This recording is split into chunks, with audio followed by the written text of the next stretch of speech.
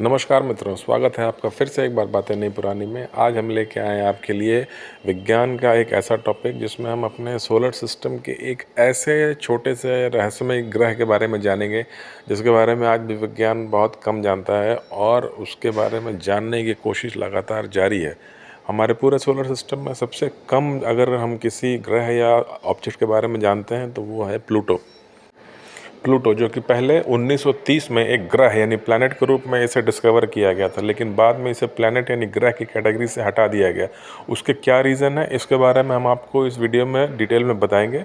और जो है उसके पहले हम इस ग्रह के बारे में कुछ जनरल जो बातें हैं, इसकी कैरेक्टरिस्टिक, उसके बारे में बात करेंगे। तो चलिए शुरू करने से पहले अब मेरे चैनल को प्लीज़ सब्सक्राइब कर लीजिए, वीडियो को लाइक कर लीजिए। तो चलिए शुरुआत करते हैं। प्लूटो को सबसे पहले लोवेल ऑब्जर्वेटरी के साइंटिस्ट क्लाइड डब्ल्यू टॉम्बो ने ढूंढा था और वो दिन था 18 फरवरी सन 1930। जी हाँ, उस समय ये हमारे सौरमंडल यानी सोलर सिस्टम का 9th प्लैनेट माना गया था। ये एक सबसे दूर, छोटा, ठंडा, अंधेरा ग्रह है, यानी कि पहले ग्रह था। आज अब कल हम इसे ग्रह नहीं मानते, प्लैनेट नहीं मानते। और जो इसकी अगर हम मास की बात करें, जो उसका वजन है, तो वो पूरे हमारे जो पृथ्वी का जो चांद है यानी जो मून है, उसका सिर्फ लगभग 15% इसका मास है। और जो इसकी वॉल्यूम है वो हमारी पृथ्वी के केवल 1/3 यानी ओनली 33% हमारे जो पृथ्वी का है वॉल्यूम इसका है। यानी पृथ्वी की वॉल्यूम अगर 100 है तो इसकी वॉल्यूम 33 होगी, सोचिए। और जो इसका गुरुत्वाकर्षण है यानी जो ग्रेविटी है इसका सरफेस पे, वो पृथ्वी से लगभग 15 गुना कम है। यानी कि आप अब हमें इससे अंदाज़ा लग जाता है कि ये ग्रह कितना दूर और कितना छोटा है और इसमें यहाँ पे ग्रेविटी कितनी कम है। और ये सूर्य से यानी सूरज से लगभग 5.9 बिलियन किलोमीटर की दूरी पे है। यानी कि अगर हम इसे करोड़ में देखें तो लगभग 590 करोड़ किलोमीटर दूरी पे ये ग्रह स्थित है। तो इसी कारण जो है यहाँ का जो, और अगर हम इसके सरफेस टेम्परेचर की बात करें तो ये लगभग जो है सेंटीग्रेड में -232 सेंटीग्रेड से लेके -240 सेंटीग्रेड तक यहाँ का सरफेस टेम्परेचर है। क्योंकि और कहते हैं कि जो इक्वेटर वाला पार्ट है वहाँ टेम्परेचर -240 डिग्री सेंटीग्रेड तक जाता है, क्योंकि ये सूर्य से इतना दूर है, यानी कि 590 करोड़ किलोमीटर। तो सूर्य की रोशनी को प्लूटो तक पहुंचने में लगभग 5.5 घंटे का समय लगता है। तो इस कारण जो है कहते हैं कि अगर प्लूटो पे हमेशा अंधेरा रहता है, लेकिन हमेशा अंधेरा साइंटिस्ट कहते हैं कि उसे हम पूरी तरह से अंधेरा इसलिए नहीं कह सकते क्योंकि वहाँ की जो दोपहर होती है वो बिल्कुल वहाँ उतना उजाला होता है जितना कि यहाँ हमारे बिल्कुल सुबह सुबह जब सूर्योदय हो रहा होता है, सुबह के 5 सवा 5 बजे उस समय, या शाम को जब बिल्कुल एकदम सूरज डूब रहा होता है शाम के 6 साढ़े 6 बजे, उस समय जितना उजाला होता है वो प्लूटो के दोपहर में उतना उजाला होता है। उसके अलावा वहाँ पूरी तरह से अंधेरा रहता है और वातावरण ठंडा रहता है। नासा की कुछ सैटेलाइट इमेजेस से मिली जानकारी के अनुसार जो वहाँ का जो सरफेस है वो पूरी तरह से जो है नाइट्रोजन, फ्रोज़न नाइट्रोजन से बनी हुई है 98%। और नाइट्रोजन का जमना इसलिए होता है क्योंकि ये सूर्य से इतना दूर है कि वहाँ टेम्परेचर -235-240 डिग्री सेंटीग्रेड के आसपास रहता है, जो कि नाइट्रोजन के फ्रीजिंग पॉइंट से बहुत नीचे है। इसके अलावा वहाँ की सरफेस में मीथेन और कार्बन मोनोऑक्साइड भी पाई गई है। और जो मीथेन एक तरह से हीट ट्रैप करने वाली जो गैस है, उस कारण कहीं कहीं जो है कुछ सरफेस एरिया में जो है रेडिश ब्राउन पैच भी देखा गया है प्लूटो के। और इसी कारण जो एटमॉस्फेयर है, माना जाता है कि एटमॉस्फेयर में टेम्परेचर कुछ गर्म रहता है लेकिन सरफेस एकदम ठंडा। इसके अलावा आपको जान के आश्चर्य होगा कि प्लूटो के सरफेस के नीचे वाटर आइस यानी कि पानी बर्फ़ के रूप में मौजूद होने के भी कुछ प्रमाण मिले हैं साइंटिस्ट को। और ये माना जाता है कि प्लूटो के सरफेस के नीचे बहुत बड़ा ओशन यानी कि समुद्र है, जिसकी गहराई 100 किलोमीटर से लेके कहीं कहीं 180 किलोमीटर तक हो सकती है।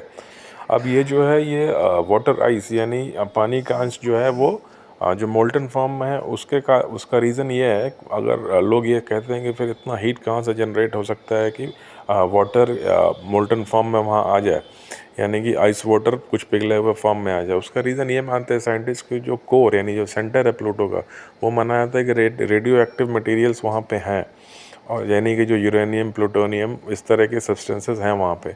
और उन रेडियो एक्टिव मटेरियल के डिसइंटीग्रेशन से जो हीट प्रोड्यूस हो रही है वो उसके कोर में जो है एक बर्फ़ का समुद्र जैसा कोई वाटर बॉडी बना के रखी हुई है, जिसकी गहराई जो है 100 किलोमीटर से लेके 180 किलोमीटर तक हो सकती है। ये एक बहुत ही रोचक फैक्ट है प्लूटो के बारे में।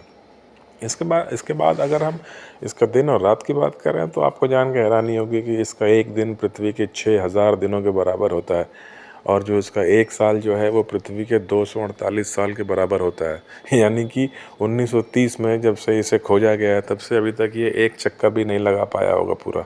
और इसका जो पहला चक्कर कंप्लीट होगा वो देखा जाए तो 1930 में खोजा गया है, तो लगभग 2178 के आसपास जाके उसका एक चक्कर कंप्लीट होगा। अब सबसे इम्पॉर्टेंट बात के बारे में बात करेंगे, वो ये है कि प्लूटो को प्लैनेट की कैटेगरी से क्यों हटाया गया। वो इसलिए कि 2006 में जो इंटरनेशनल साइंटिस्ट जो एसोसिएशन है उन्होंने ये डिसाइड किया कि एक प्लैनेट यानी ग्रह के 3 क्राइटेरिया हो सकते हैं। पहला कि वो सूरज के चारों तरफ चक्कर लगाए, उसका एक ऑर्बिट हो सूरज के चारों तरफ, जो कि है प्लूटो का। दूसरा कि उसमें इतनी ग्रेविटी और मास हो कि वो एक गोल यानी स्फेरिकल शेप में बना रहे, जो कि वो है।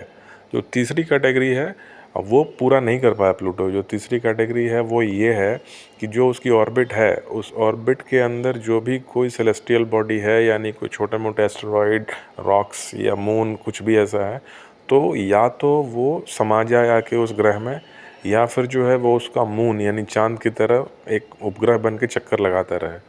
तो ये क्राइटेरिया प्लूटो पूरा नहीं कर पाया, क्योंकि प्लूटो के ऑर्बिट में बहुत सारे छोटे छोटे एस्टेरॉइड सेलेस्टियल बॉडीज़ जो है अभी भी प्लूटो के साथ चक्कर लगाते हैं, जो कि प्लैनेट की क्राइटेरिया नहीं। प्लैनेट तभी माना जाएगा या ग्रह तभी माना जाएगा किसी एस्ट्रोनॉमिकल बॉडी को जब वो अपना ऑर्बिट क्लियर करे, यानी कि उसके ऑर्बिट में जो कोई भी बॉडी आए उसे या तो वो अपने में संभाले, यानी वो उसकी धरती से टकरा जाए, या फिर वो उसके चारों तरफ एक उपग्रह यानी मून की तरह चक्कर लगाता रहे, जैसे कि चांद पृथ्वी के चक्कर लगाता है। पृथ्वी की ऑर्बिट में कुछ नहीं है, या तो चांद है जो उसके चक्कर लगा रहा है, या फिर अगर कुछ है तो वो पृथ्वी में ही समा जाता है, यानी इसकी धरती से टकरा जाता है या इसकी एटमॉस्फेयर में आके मिल जाता है। ये क्राइटेरिया प्लूटो पूरा नहीं करता, इसीलिए इसे प्लैनेट की कैटेगरी से हटा दिया गया और इसे एक ड्वार्फ प्लैनेट बोला गया है। हिंदी में प्लूटो को यम कहते हैं, यम। जी हाँ, वही यमराज वाला यम।